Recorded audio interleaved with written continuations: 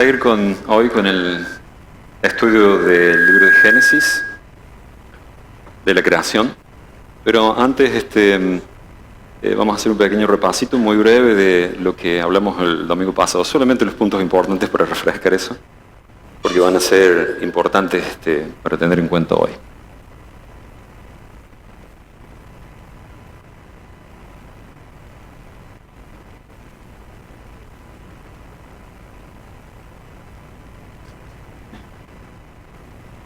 ¿Estoy apuntando bien? A ver. Perdón. Bueno, gracias, Albert. Estamos. Bueno, perdón. Los puntos principales de lo que vimos el domingo pasado es que Génesis es la narrativa de la creación. Y el libro de Génesis es una fuente documental histórica sobre esa narrativa. No es un mito, no es poesía, sino que es una narrativa, es la historia detallada de la creación tal cual como el Señor la hizo. Eso es algo muy importante. Lo otro, habíamos hablado sobre cosmovisión, es un concepto para tener en cuenta cuando leemos información sobre la creación y cuando estudiamos la Biblia también, porque los cristianos tenemos una cosmovisión cristiana. Y es el conjunto básico de creencias que tenemos todas las personas, por medio de los cuales interpretamos el mundo y formamos una perspectiva de todas las cosas. Pero no todo el mundo piensa como nosotros, no todo el mundo tiene ese conjunto básico de creencias. Hay la creencia más difundida el día de hoy se basa en una filosofía naturalista. Y la mayoría de los científicos tienen esa filosofía y una cosmovisión diferente. La ciencia moderna se basa en una filosofía naturalista, como dije, que no acepta lo sobrenatural. Entonces, para ellos, no hay lugar para un milagro, no hay lugar para Dios. Por eso la mayoría de los hombres de ciencia son ateos. Ellos solamente aceptan como válido lo que pueden tocar, ver, medir, experimentar. ¿Está bien? El otro punto importante es que cuando la ciencia naturalista usa el método científico para investigar un milagro, obtiene, obviamente, datos inconsistentes. Y mi argumento principal es que precisamente eso es lo que pasa cuando ellos analizan el origen del universo y el origen de la vida. Y creo, y muchas personas que somos creacionistas creemos que la controversia entre Génesis y la ciencia naturalista se resuelve cuando entendemos básicamente eso, cuando entendemos que las personas de ciencia que no creen en lo sobrenatural nunca van a aceptar una explicación sobrenatural para el origen del universo y de la vida. Pero hoy vamos a, primeramente, dar lugar a la palabra de Dios y después vamos a explicar que ellos no pueden explicar el origen del universo. Y el cristianismo, el Señor, sí, porque Él nos ha relatado cómo Él lo hizo. Entonces, lo primero que vamos a hacer después de esta introducción es leer la palabra de Dios, lo que nos toca hoy, que son los primeros 4 días de la creación. Les quería invitar, por favor, si pueden poner de pie, vamos a leer Génesis capítulo 1, del versículo 1 al 19, el relato de la creación de los primeros 4 días. Leo en Reina Valera contemporánea y dice así: Dios en el principio creó los cielos y la tierra.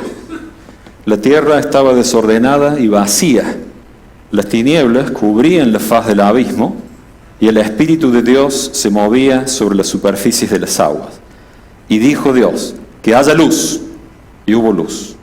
Y vio Dios que la luz era buena, y separó Dios la luz de las tinieblas. A la luz Dios la llamó día, y a las tinieblas las llamó noche. Cayó la tarde y llegó la mañana, y ese fue el día primero. Luego dijo Dios: que haya algo firme en medio de las aguas, para que separen unas aguas de otras aguas. Y Dios hizo una bóveda, y parte de las aguas quedaron arriba de la bóveda, y parte de las aguas quedaron abajo, y así fue. Dios llamó cielos a la bóveda, cayó la tarde y llegó la mañana, y ese fue el día segundo. También dijo Dios que se junten en un solo lugar las aguas que están debajo de los cielos, y que se descubra lo seco, y así fue. A lo seco Dios lo llamó tierra, y al conjunto de las aguas lo llamó mares, y vio Dios que era bueno. Después dijo Dios: que produzca la tierra hierba verde, hierba que dé semilla, y árboles frutales sobre la tierra que den frutos según su género, y cuya semilla esté en ellos. Y así fue. Y así la tierra produjo hierba verde, hierba que da semillas según su naturaleza, y árboles que den fruto según su género, y cuya semilla esté en ellos. Y vio Dios que era bueno. Cayó la tarde, llegó la mañana. Ese fue el día tercero. Luego dijo Dios, que haya lumbreras en la bóveda celeste, para que separen el día de la noche y sirvan de señales para las estaciones, los días y los años. Que sirvan de lumbreras en la bóveda celeste y que alumbren sobre la tierra, y así fue. Y Dios hizo las dos grandes lumbreras, el sol para ser el rey del día y la luna para ser la reina de la noche. Además hizo las estrellas, y las puso Dios en la bóveda celeste para que alumbraran sobre la tierra, para que reinaran en el día y en la noche, y para que separaran la luz de las tinieblas. Y vio Dios que era bueno. Cayó la tarde, llegó la mañana, y ese fue el día cuarto. Amén. Pueden tomar asiento.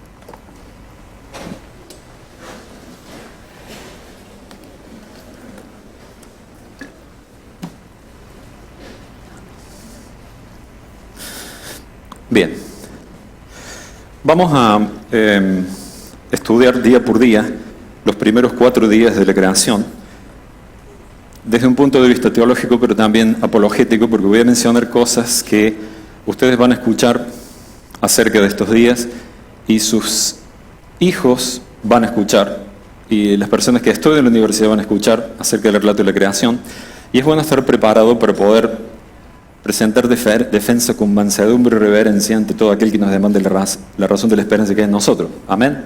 Como dice 1 Pedro 3:15. Vamos a hablar primeramente del día inicial de la creación. Esa es una representación hecha por sordos. Lo hacemos en la traducción de la Biblia. Ellos imaginaron la tierra primigenia, el primer acto creativo de Dios, de los cielos y de la tierra, en lo cual Él crea una tierra que estaba en tinieblas, porque todavía en ese momento no creó la luz, pero el Espíritu de Dios se movía sobre la tierra, pero la tierra estaba cubierta de agua, era un océano, un abismo profundo de agua, muy distinto de la tierra de hoy. Ese es el primer acto de Dios. Y el primer acto de Dios creando fue hecho como un ejemplo para mostrarnos la gloria de Cristo.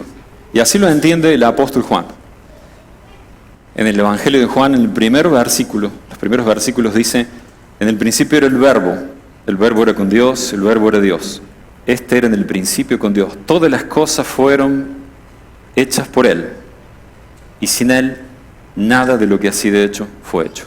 Juan 1:1 al 3.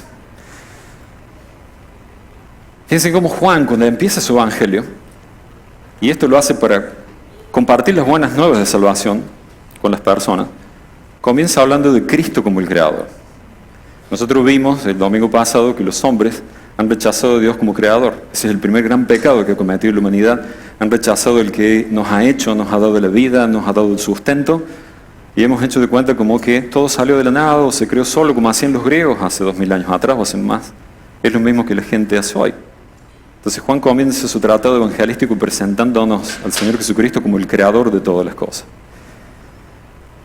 Yo no entiendo cómo hay gente que no puede creer que Cristo es Dios hecho hombre, leyendo Juan.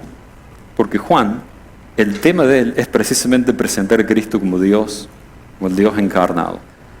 Y comienza presentando al Señor Jesucristo como el Creador, haciendo referencia directa a la creación. Estos primeros versículos de Génesis 1:1-2 han sido entendidos de muchas formas, y hay algunas personas que no lo ven como un acto creador, sino como un resumen de toda la creación. Pero vamos a ver que esto no es posible. Por varias razones. La primera razón es que la tierra, la creación de la tierra, se menciona solo ahí. No se menciona en el día cuarto, después vamos a ver. Lo primero que Dios crea es la tierra. Pero en el día cuarto Él crea las estrellas, la luna y el sol, pero no menciona la tierra. Entonces, ¿en qué momento creó la tierra? Acá. Es el primer acto creador, de los cielos y de la tierra. Otra de las razones es porque todos esos actos creativos del primer versículo están encadenados por esa palabrita y, que hace que todos esos actos sucesivos estén encadenados uno tras otro. No hay una pausa entre los versículos 1 y 2, ni una pausa con los que le siguen. Es toda una narrativa que comienza desde el versículo 1 y sigue en adelante.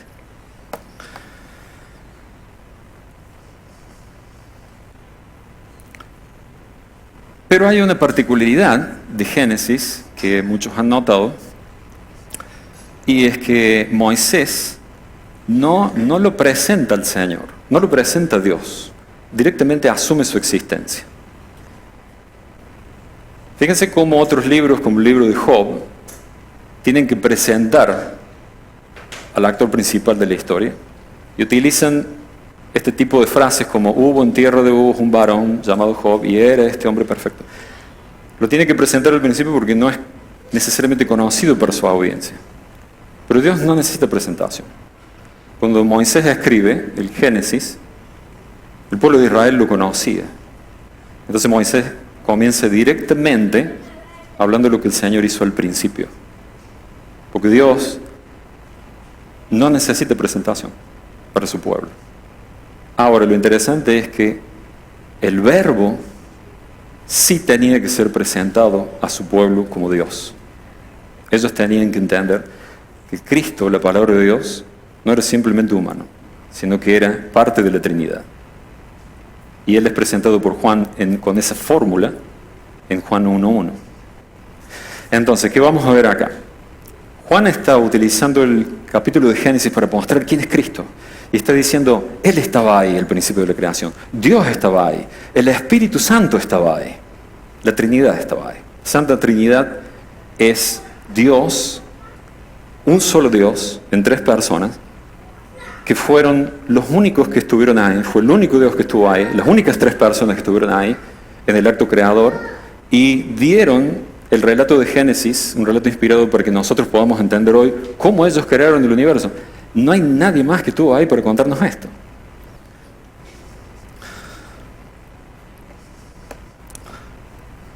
Un pequeño comentario acerca de la expresión los cielos y la tierra, que puede ser útil para entender. Lo primero que Dios crea son los cielos y la tierra. ¿Qué significa esta expresión cielos y tierra? Hay algunas personas que creen que esto es una introducción, es como un título, y que los cielos y la tierra es una forma de referirse al universo en general.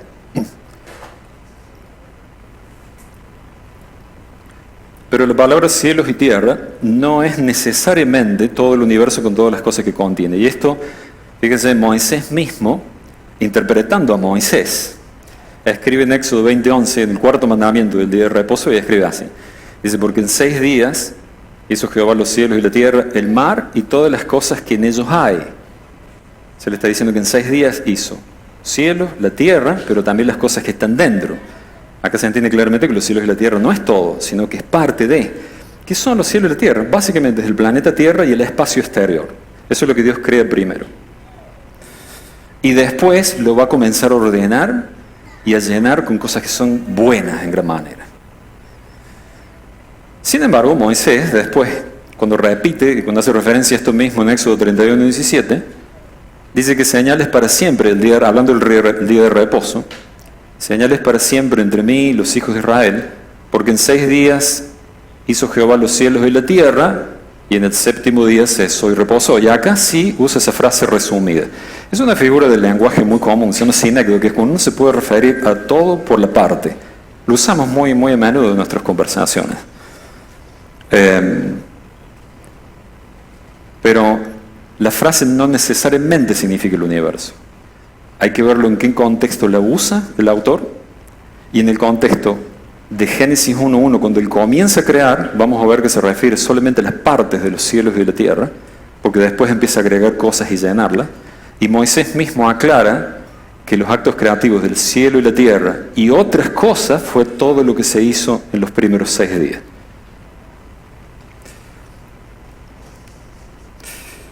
Otra frase que vamos a pensar un poco es con respecto a la frase en el principio. La frase en el principio a veces ha sido un poco mal entendida, pero básicamente lo que hace el autor es, desde la perspectiva de Juan, desde la perspectiva de Moisés, ellos están viajando hacia el final, hacia el comienzo de la creación y parándose en ese lugar para decir lo que Dios va a crear. En ese momento no había transcurrido más tiempo, o sea que el principio solamente puede significar acá en este contexto el primer momento del primer día, ninguna otra cosa. Sin embargo, el Señor Jesucristo, cuando habla acerca de la creación del hombre y la mujer, va a decir algo muy interesante, que a veces ha sido mal entendido. Él va a decir, él respondiendo les dijo, ¿no habéis leído que el que los hizo al principio varón y hembra los hizo. Y dijo, por esto el hombre dejará padre y su madre y se unirá a su mujer, y los dos serán una sola carne. Pero el hombre y la mujer fueron creados al 6 días. ¿Por qué el Señor habla del principio si fueron a los 6 días? ¿Se entiende que a veces hay confusión con esto? Lo primero es que esa frase al principio y en el principio no son exactamente iguales. Hay una pequeña diferencia ahí en los idiomas originales. Y la segunda es que es una frase temporal que es relativa, que puede ser usada en forma elástica. Por ejemplo, yo puedo decir, puedo pararme en el principio de mi carrera, por ejemplo, y decir que a la semana de mi carrera conseguí el primer trabajo. Pero si yo me paro hoy a contarle a ustedes, yo puedo decir, al principio de mi carrera, ahí nomás conseguí mi primer trabajo. No estoy faltando la verdad, lo que estoy haciendo es no usar una precisión que no es necesaria para contar lo que estoy diciendo. ¿Se dan cuenta? Y si nos ponemos a ver desde la perspectiva del Señor cuando habla esto, Él bien podría haber usado esa frase al principio. Porque después de haber transcurrido 4000 años, haciendo referencias a atrás, 6 días, esa pequeña distancia desde el principio real de todas las cosas, si el Señor se para en el momento que Él está hablando, 4000 años después, mirando hacia atrás, bien puede usar la palabra del principio, porque están muy cerca esos eventos unos de otros.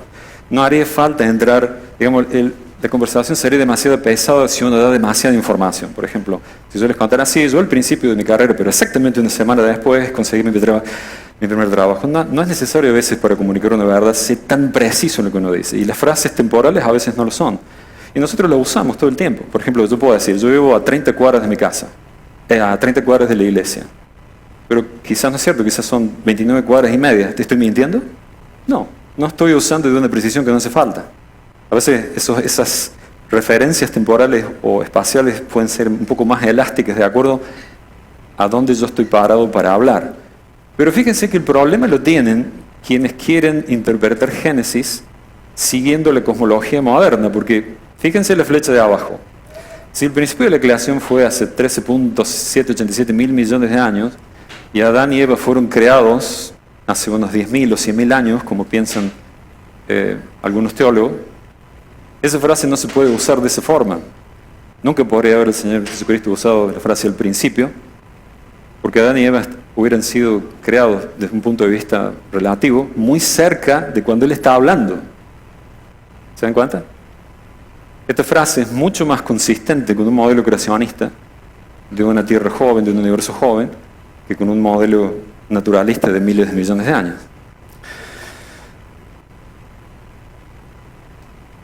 Cuando Dios crea los cielos y la tierra, los crea en un estado primigenio, se llama. Es como, están recién creados, la tierra es un abismo profundo, están todos los materiales que Dios creó, este cielo, pero no tenían forma ni vida. Y esa frase, desordenada y vacía, significa exactamente esto, sin forma y sin vida. Esto también se ha entendido un poco mal, hace unos... a principios del siglo XX, algunos teólogos lo entendieron como que hubo una gran catástrofe, una devastación originada quizá por la caída de Satanás y una rebelión que dio lugar a lo que se llama la teoría de la brecha. Sin embargo, esas palabras no significan eso, significan simplemente que la tierra no tenía la forma final, el orden final, ni la vida que Dios después le iba a llenar. Esa frase se usa después en Jeremías capítulo 4 para describir la tierra devastada. Jeremías, cuando ve que Judá había sido destruido por los babilonios y ve ese paisaje de un país que había sido hermoso y ahora era un desierto, él usa esta misma frase para describir una tierra que había quedado sin la forma, la belleza original ni la vida. Pero no significa devastación, significa vacío y falta de vida. Ese es el significado que tiene. Estos primeros versículos lo que hacen es presentar a Dios, al Dios Trino como el Creador. Y los versículos que siguen, a partir de versículo 3, es cuando Dios comienza el proceso de orden de la creación. Y comienza haciéndolo con una tipología de una cualidad divina, que después es usada por los autores del Nuevo Testamento. Y nuevamente, los autores del Nuevo Testamento ven acá una referencia al Señor. Fíjese que Dios crea, dice Dios, sea la luz, y fue la luz. Y vio Dios que la luz era buena y separó Dios la luz de las tinieblas. La luz Dios no la hizo surgir de una estrella. Él no necesita eso. Dios hizo surgir la luz en un lugar que no sabemos porque no lo describe. Pero los autores ven en esto una tipología acerca de una cualidad divina que ven en Cristo. Dice en Juan 1, 4, 5, inmediatamente después que Juan nos cuenta que que Jesucristo es el Creador, dice que en Él estaba la vida. Esa es una cualidad de Él. Y la vida era la luz de los hombres. Esa es otra cualidad de Él. Y dice, la luz en las tinieblas resplandece. Y las tinieblas no prevalecieron contra ella. Haciendo una alusión a Génesis, mostrando cómo el Señor Jesucristo es esa luz que surgió del medio de las tinieblas para separar las tinieblas y poder alumbrar a los hombres y que nosotros podamos ver la verdad, podamos ver a Dios. Entonces ven cómo Génesis es una alusión a Cristo, que se iba a cumplir muchos años después cuando Él viniera. Pablo, más adelante, va a ser mucho más específico aún en 2 Corintios 4:6, y va a decir, Dios que mandó que de las tinieblas resplandezca la luz, es el que resplandeció en nuestros corazones para iluminación del conocimiento de la gloria de Dios en la faz de Jesucristo. Amén. Él nos ha hecho resplandecer la luz de su gloria para que podamos ver quién es Cristo, quién es el Señor. Y utilice como tipo, como modelo, lo que sucedió en la creación original al principio del universo. El primer día de la creación termina así, con esta frase, y fue la tarde y la mañana un día. Esta frase es muy interesante.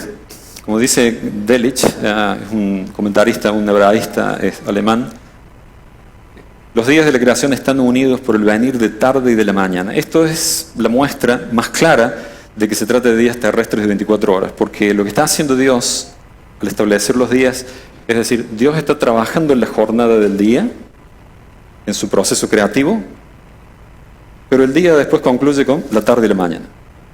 Todos los días van a ser así, desde el segundo hasta el sexto. Porque Él está creando en Génesis la semana y está creando la jornada laboral. Por esa razón no se menciona la tarde y la mañana el día séptimo, porque el día séptimo no es laboral. El trabajo sucede durante las horas del día. En la noche no hay trabajo. ¿Se dan cuenta? Fíjense algo muy interesante acerca de Génesis, que es cuando Dios crea la semana. Todas las medidas de tiempo que usamos, el año, el mes, el día terrestre, están definidas por medidas astronómicas.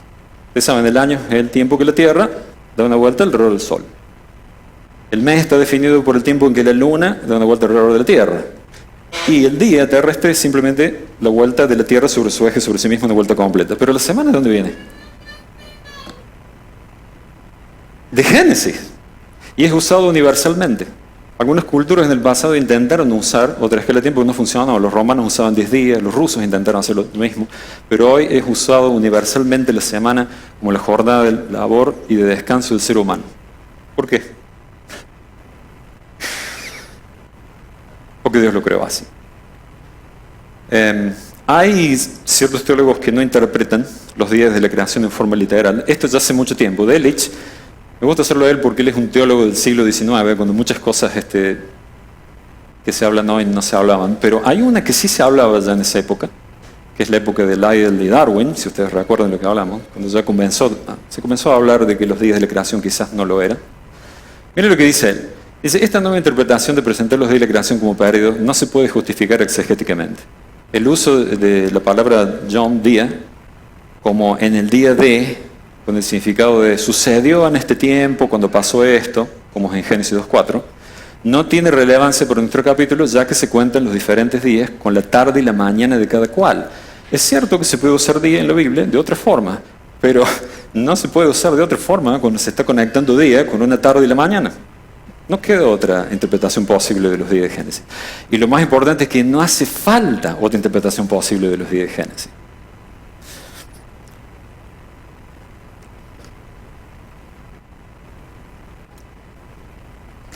En el día segundo, el Señor continúa su proceso de ordenamiento. Él ahora, mediante la luz, ha separado la luz de las tinieblas y ha creado el día y la noche, ha creado la jornada laboral que va a ser ejemplo para el hombre. Y ahora va a hacer un proceso de orden en la tierra. La tierra es un abismo profundo de agua que no puede ser habitado por seres terrestres en esas condiciones. Lo que hace él es separar las aguas de las aguas. Agarra las aguas que están en este momento en el océano y las separa creando una expansión en el medio. Lo que hace es crear la atmósfera terrestre. Como dice Delitzsch, de acuerdo a la apariencia óptica, se describe la expansión que menciona Génesis. Dicho sea de paso, aclaro que Reina Valera contemporánea utiliza algo firme, y esto no es correcto. Eso es un error histórico que viene de la Vulgata, porque debido a los antiguos mitos de la creación, Jerónimo utilizó la palabra firmamento, y de ahí derivan la idea de que firme, pero no es una cosa firme. La Biblia no habla de eso, habla de una expansión. Y que en lenguaje poético, en los salmos, se refiere a que es como una cortina, no que es una cortina. Se refiere a que es como un cristal derretido, pero no un cristal derretido, sino, dice, pero no hay nada en estos símiles poéticos que garantice la idea de que los cielos fueron considerados como una masa sólida. Eso no es parte del relato de Génesis, parte de los mitos de la antigüedad. Génesis simplemente usa una palabra que significa que Dios expande y separa las aguas para crear la atmósfera terrestre. Y a esa atmósfera terrestre, Dios le llama cielos. Esos son los segundos cielos. Hay dos cielos. El primero que Dios crea, que es el universo, el espacio exterior, y el segundo cielo que Dios crea al separar las aguas de la tierra, que es el cielo terrestre o la atmósfera terrestre. Y la Biblia, sabemos que hay dos cielos porque menciona un tercero, ¿sabían? ¿Se acuerdan cuando Pablo menciona que él fue arrebatado al tercer cielo, el paraíso? Dice en 2 Corintios 12, 2 al 4, conozco un hombre en Cristo que hace 14 años, si en el cuerpo no lo sé, si fuera del cuerpo no lo sé, Dios lo sabe, fue arrebatado hasta el tercer cielo, el paraíso, pero eso no es un lugar creado. No se menciona en Génesis se mencionan dos cielos. El espacio exterior, la atmósfera terrestre, pero hay un tercer cielo, el cual fue arrebatado Pablo, que no es creado, es eterno, donde está el trono de Dios. En el tercer día, ahora que Dios ha separado las aguas y mucha agua ha sido usada para crear la atmósfera terrestre, Dios comienza continúa el proceso creativo de ordenamiento de la tierra, separando la tierra, que es la tierra continental, de los mares. Y ahí, en la tierra continental de los mares, Él va a crear todo tipo de vegetación. Ahora fíjense algo muy interesante acerca de la vegetación. Voy a citar al doctor Michael Todd Hunter, que es un genetista. Y él dice, en Génesis, ¿cuál es la diferencia entre plantas, animales y el hombre? Para responder necesitamos considerar la frase seres vivientes que utiliza la Biblia. Lo vamos a ver el próximo domingo, vamos a hablar del origen de la vida. Seres o almas vivientes se usan en la Biblia para describir criaturas marinas, animales terrestres, pájaros y el hombre. Ser, la palabra ser o la palabra alma, que es la misma en la Biblia, nunca se usa para referirse a una planta. Para los amantes de las plantas, como yo, tengo una mala noticia, no son seres vivos. Las plantas, de acuerdo al modelo creativo que Dios hizo, son máquinas biológicas para producir alimentos. Suena un poco frío, yo sé, lo siento.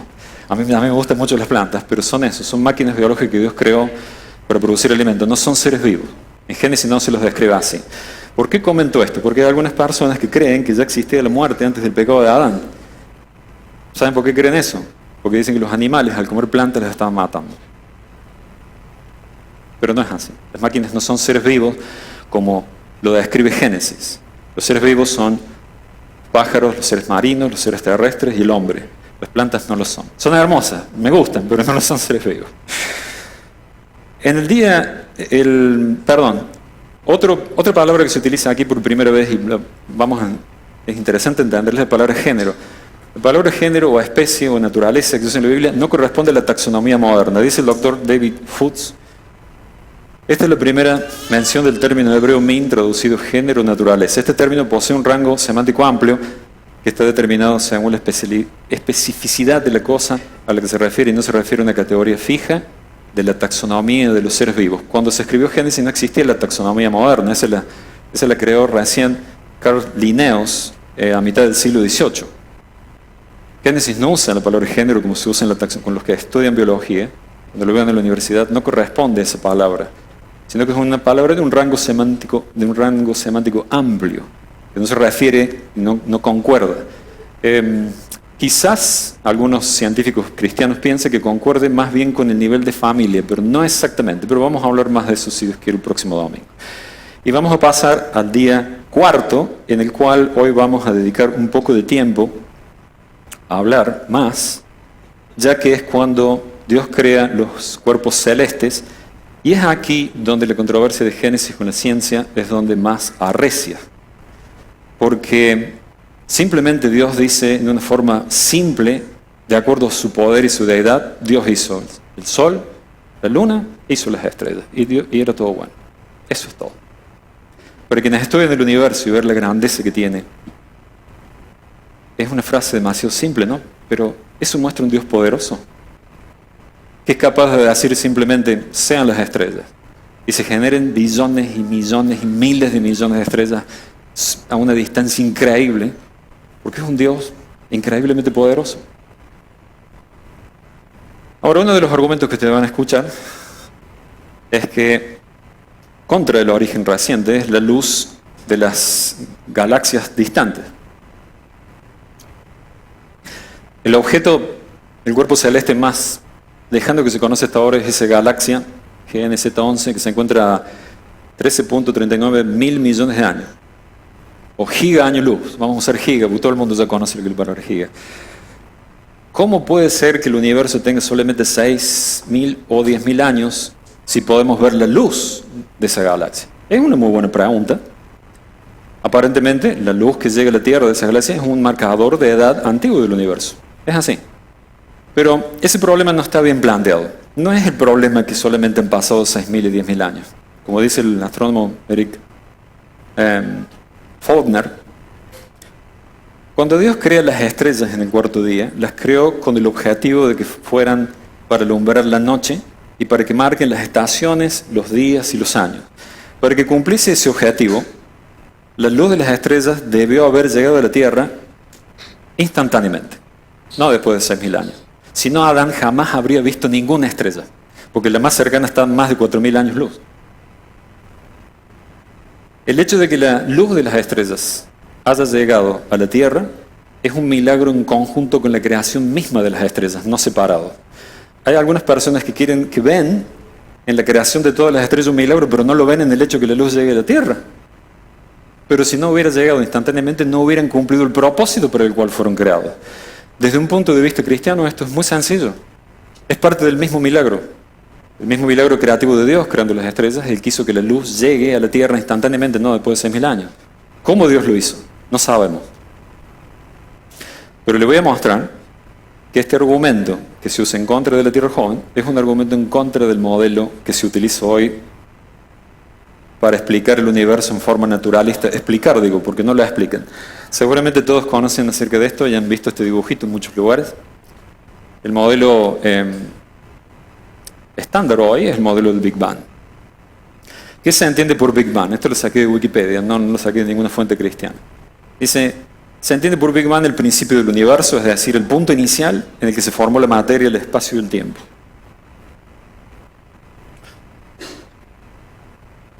De acuerdo con el modelo cosmológico estándar, esto ocurrió hace unos 13.78 millones de años. El modelo no describe, en realidad, este hecho en sí, sino el universo temprano en su evolución temporal después del Big Bang. Miren, para decirlo, ponerlo en palabras muy simples, es una descripción muy conveniente del Big Bang.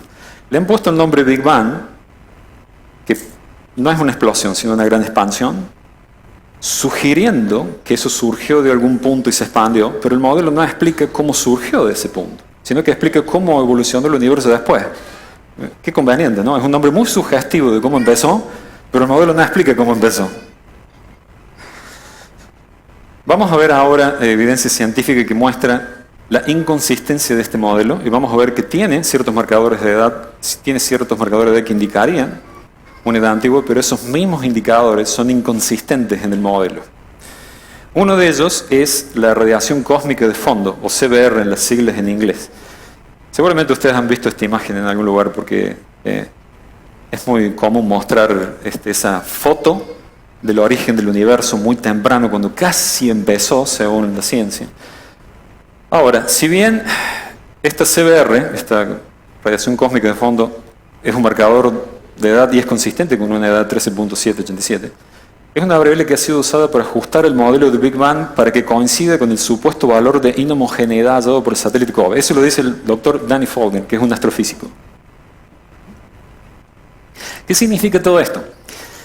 Esa radiación aparentemente es el vestigio del primer Big Bang. Cuando se expandió el universo, eso emitió una cantidad de energía enorme en todas las direcciones, en lo cual hasta el día de hoy quedarían vestigios y se encontró una radiación de ese tipo. Sin embargo, tiene un problema grave eso que encontraron. Que para que esa radiación de donde surgió toda la materia y se formen las galaxias, ese modelo funcione, tiene que haber ciertas faltas de homogeneidad de esa radiación en algunos lugares para que después la gravitación empiece a juntar la materia y se formen las estrellas y las galaxias como lo vemos hoy. Entonces no puede ser perfectamente uniforme, homogéneo. Tiene que haber algunas variaciones. Los científicos esperaban encontrar ciertos niveles de inhomogeneidad, de falta de homogeneidad. Y cuando empezaron a medir esta radiación de fondo, ¿sabe qué encontraron? Que era perfectamente homogéneo. Una temperatura bajísima, una radiación que indicaba el principio del Big Bang, pero era perfectamente homogéneo. Eso fue un problema, porque dijeron, esto no cierra, tenemos que investigar más. Y mandaron un satélite que se llama COBE para investigar esto. Es ese dibujito que está ahí. Fuera de la atmósfera terrestre para que no tenga interferencia, y el satélite se largó en los 80, los datos los obtuvieron en los 90, y ¿sabe qué vio el satélite? Que la radiación cósmica de fondo era perfectamente homogénea. Entonces empezaron a procesar los datos con potentes métodos estadísticos y después de 2 años de procesarlo, encontraron las inhomogeneidades que andaban buscando. ¿Tú sabes cuál fue el problema? Que eran de un orden de magnitud menor de lo que los científicos necesitaban. Entonces, ¿qué hicieron? Corrigieron el modelo del Big Bang para que cierre con ese orden de inhomogeneidades que ellos descubrieron del universo, después de procesar con potentes métodos estadísticos los datos que obtuvieron. Como dice el doctor Danny Faulkner, que es un experto en este tema, todo lo que yo estoy hablando lo saqué de él, la mayor parte. Dice, la concordancia entre la teoría y la medición se proclama solo después de que los datos sean utilizados para modificar el modelo de tal manera que pueda predecir las mediciones. Qué conveniente, ¿no? Ese es el modelo de Big Bang que tenemos hoy. El marcador de edad que da una edad antigua, uno de ellos, que es la radiación cósmica de fondo, hizo, los valores que se encontraron fueron usados para ajustar el modelo para que pueda predecir lo que encontraron después. Eso es muy inconsistente. Otro de los marcadores de edad antigua o de las inconsistencias que tiene es la luz de las estrellas distantes, como ya lo mencioné. Si hay galaxias que están a 13.39 gigaaños luz, ¿cómo puede ser que llegó a la Tierra? Bueno, está bien. Pero el tamaño del universo, es un problema del tamaño del universo. También es un problema para el modelo de Big Bang por un asunto que se llama el problema del horizonte. ¿Qué es esto? Básicamente es esto. El universo es tan grande que la luz, supongamos, y búsquenlo por curiosidad, pero van a ver dónde está ubicada la Vía Láctea en el modelo cosmológico. Es muy interesante, pero está casi cerca del centro del universo. Ahora, para llegar la luz desde el extremo más distante hasta la luz necesitaba 13.39 gigaaños luz. ¿Está bien? Pero hay un problema también, que para que todo el universo, esa radiación cósmica, alcance la misma temperatura y sea perfectamente homogénea, necesita un tiempo en el cual la luz, la radiación, pueda alcanzar todos los lugares del universo para que el intercambio de calor haga que todo ese universo tenga la misma temperatura. El calor, digamos, la forma más rápida de transmitirle que por radiación electromagnética va a la velocidad de la luz. Pero es un problema, porque en 13.78 gigaaños luz, la luz no tiene tiempo de llegar de este extremo a la otra punta del universo. Puede llegar de acá a la Tierra la luz, pero necesita el doble de tiempo para llegar al otro lado. Eso se llama efecto horizonte. ¿Cómo lo solucionaron los científicos? No lo han podido solucionar. Sino que se creó una conjetura que se llama el modelo inflacionario. No sé si alguna vez escucharon hablar. Al principio del Big Bang no se empezó a expandir el universo en forma pareja, sino que el Big Bang hizo primero un proceso inflacionario rápido, que se expandió rápidamente, y después ahora siguió la velocidad normal de expansión. El problema es que esta teoría no tiene asidero científico, no se puede demostrar, no hay datos. ¿Cómo empezó el modelo inflacionario y cómo terminó? Nadie sabe. Y es un problema tan grave para el modelo del Big Bang que hay científicos que lo están abandonando a esta teoría. No tienen esto un dejo de ironía, pero fíjense que una vez más, cuando los modelos no funcionan, hasta los científicos tienen que recorrer la inflación. pero no funciona. Es tal así que no funciona, que después vamos a ver cómo algunos están dejando esta teoría. Voy a hablar un poquito acerca de otra cosa que se observa, que son los desplazamientos hacia el rojo. Esa es la forma en que se miden la luz de las cuán distantes están las estrellas. Es un fenómeno que ocurre cuando un objeto lumínico se aleja en una dirección. La luz se corre y se hace más roja. Eso es algo científico, es buena ciencia, y se puede utilizar para, por medio de la espectroscopía astronómica, esos corrimientos se pueden usar para estimar la edad que está en la estrella, y funciona, es buena ciencia. El doctor Faulkner, también, que es astrónomo y ha trabajado mucho tiempo en esto, ve que esto es correcto, esto es así, se puede medir, esos objetos distantes están a estrellas a distancias muy grandes. Pero lo que no se cuenta es esto. En los años 70, el astrónomo William Tift, ya hace muchos años, descubrió que esos corrimientos hacia el rojo no existen todos los valores del corrimiento, existen algunos valores, que son múltiplos de 72 kilómetros por segundo. Fíjense, ¿cuál es la implicación de esto? Dice el doctor Russell Humphrey, que es un físico. La implicación de esto es la siguiente: si esos valores de corrimiento del rojo no son continuos, sino que son ciertos valores, y son indicadores de la distancia que están las estrellas, significa que las estrellas no están a cualquier distancia de la Tierra, sino que están en ciertos valores. ¿Ven ese dibujito así? Ahí que está ahí. Aparentemente el universo, la ubicación de la masa del universo de las estrellas, tiene la forma de una cebolla. Las estrellas están metidas en capas como de cebolla concéntrica, pero no hay nada en el medio. Y esas capas se van cerrando y adivinen dónde está el centro. En la Vía Láctea.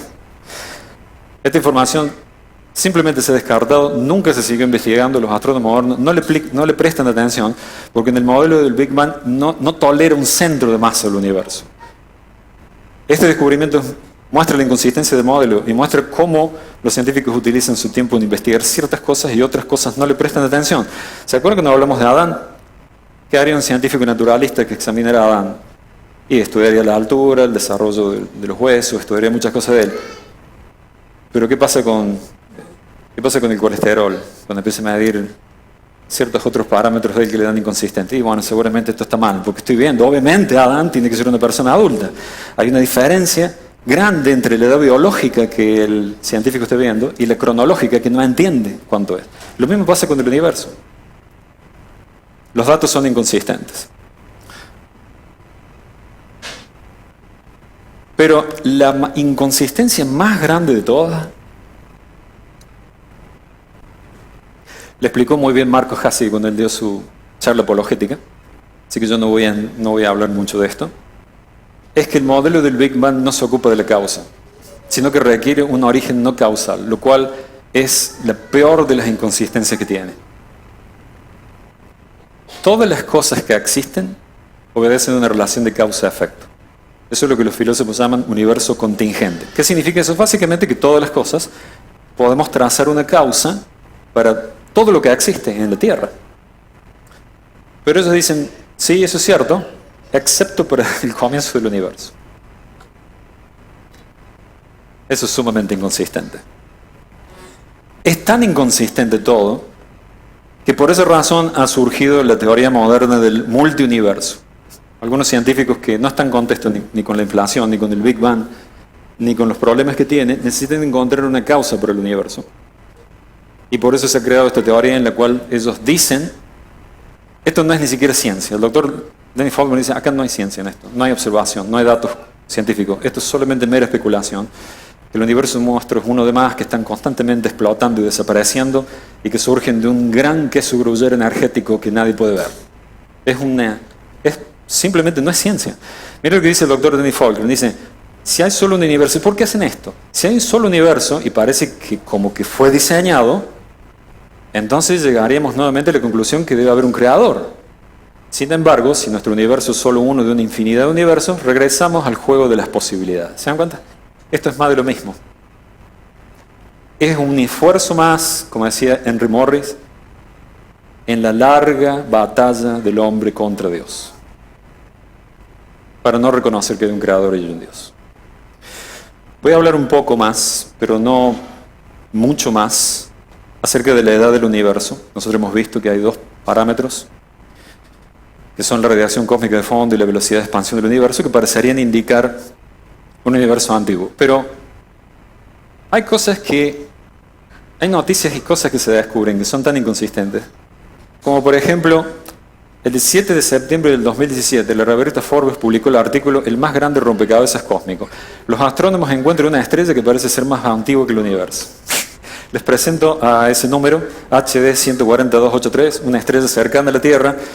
En el 2013, o sea, 4 años atrás, antes de que Forbes publicara ese artículo, el astrónomo Edward Bond y un equipo estimaron que la edad de HD 14283 era de 14.46 gigaaños, constituyéndolo en la estrella más antigua del universo. Y en ese momento, la edad del universo se estimaba en 13.77. ¿Qué pasa acá? ¿Se dan cuenta? Esta edad no prueba que el universo tiene 6.000 o 10.000 años. Lo que prueba es que el modelo del Big Bang es inconsistente. Que eso es lo que necesitamos ver. ¿Qué hicieron los científicos con esto? Absolutamente nada. Lo que dijeron es que seguramente el error en la medición es tal que tomamos el valor mínimo posible y el valor máximo del universo, y con eso logramos que la estrella sea formada unos 150 millones de años después que empezó el universo. Si ustedes hacen los cálculos van a ver que si toman el valor mínimo de edad posible y el máximo del universo, daría que la estrella entre justo dentro de la creación. Pero eso no puede ser de acuerdo al modelo cosmológico, porque esa estrella es de un tipo que se supone que no debería haber existido en esa época. Otro de los enigmas de él. Uno de los grandes enigmas del universo, la paradoja del Sol joven y tenue. De acuerdo al modelo cosmológico actual de la creación del Sol, el Sol es una estrella que cada vez, por el proceso de fisión interna que hace para crear energía, cada vez va teniendo una luz más brillante. No vamos a hablar de eso, cómo es, pero básicamente este es el problema. Si el Sol se creó hace 4 gigaaños, hace 3.5 gigaaños, o sea, hace 3.500 millones de años, cuando se dice que empezó la vida en la Tierra, la energía del Sol hubiera sido un 25% menos, lo que hubiera ocasionado que la temperatura promedio de la Tierra hubiera sido 2 grados bajo cero.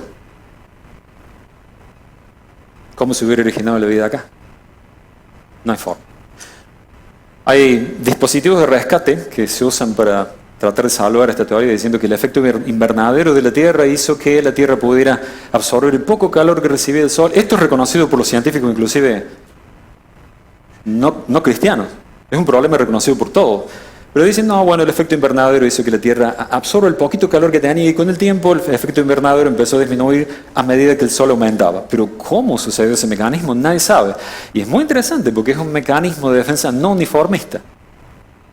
¿Recuerdan que habíamos esto del uniformismo? Ellos creen que lo que pasa hoy es lo que siempre pasó. Pero cuando no les conviene, inventan algún mecanismo del pasado que no siempre fue como pasa hoy. Eso es más o menos como funcionan las teorías hoy.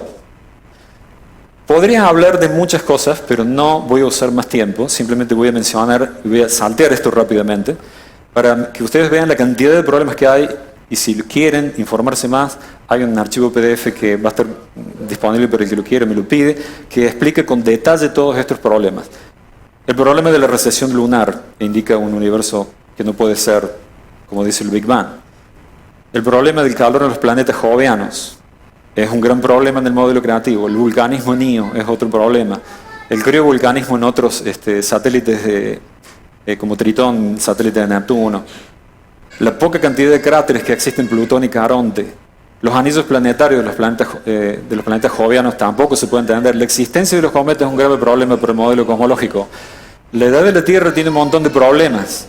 La datación radiométrica ha fallado miserablemente en estimar la edad de las rocas volcánicas en el pasado. Han errado, por ejemplo, un solo dato.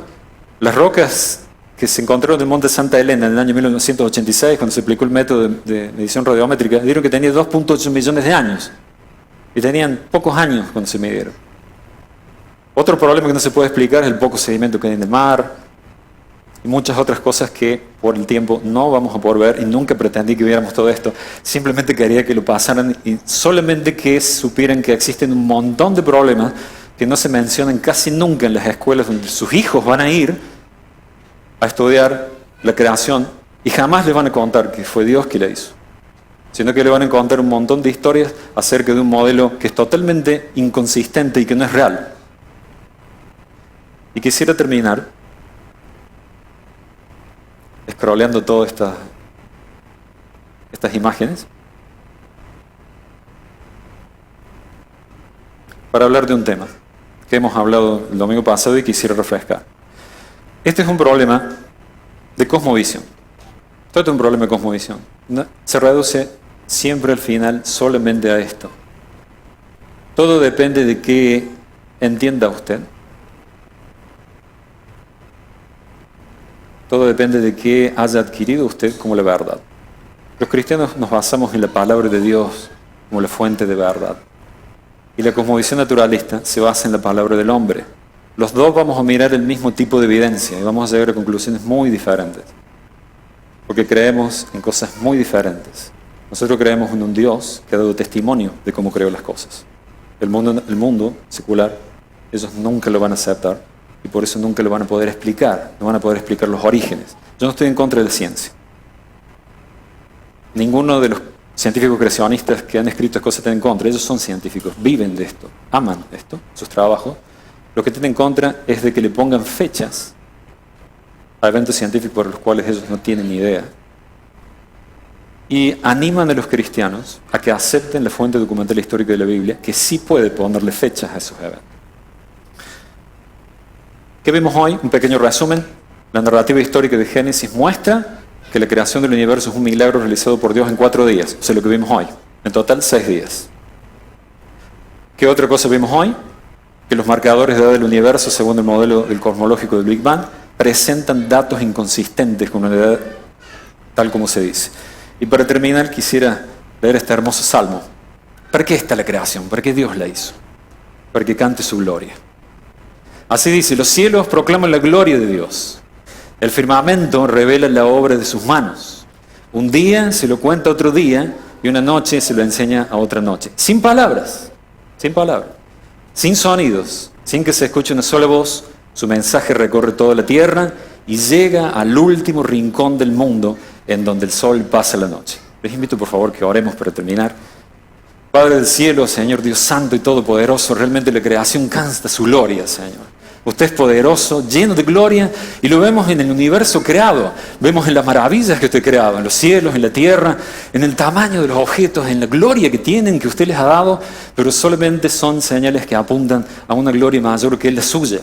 Nosotros honramos y damos gloria a su nombre porque usted nos llamó por medio de nuestro glorioso Señor Jesucristo, el creador de los cielos y la tierra, nuestro Señor, quien dio su vida para darnos vida eterna, y queremos dar honra y gloria a su nombre reconociendo que Él es el creador. Él nos hizo, no nosotros mismos. Él ha puesto su gloria, su magnificencia en los cielos y en la tierra para que podamos creer en Él y tener vida eterna. Así dan testimonio los profetas, así dio testimonio Juan, de que el Verbo era el que estaba al principio creando todas las cosas. En Él estaba la vida era la luz de los hombres. Y es lo que puede guiarnos a la salvación y la vida eterna. Oh Dios santo, le ruego, Señor, que nos ayude en nuestro país a mostrar su gloria para que las personas se salven y no se pierdan. Que nos ayude a dar gloria a su nombre, porque usted es el creador y usted es el salvador. Usted es el salvador creador que nuestro país necesita conocer, que la gente, nuestros vecinos necesitan conocer. Y nosotros queremos dar gloria a su nombre, proclamando su grandeza y su gloria. Permítanos, Señor, hacer esto para la salvación de las personas, pero para la gloria de Cristo, nuestro bendito Señor. Amén. Amén.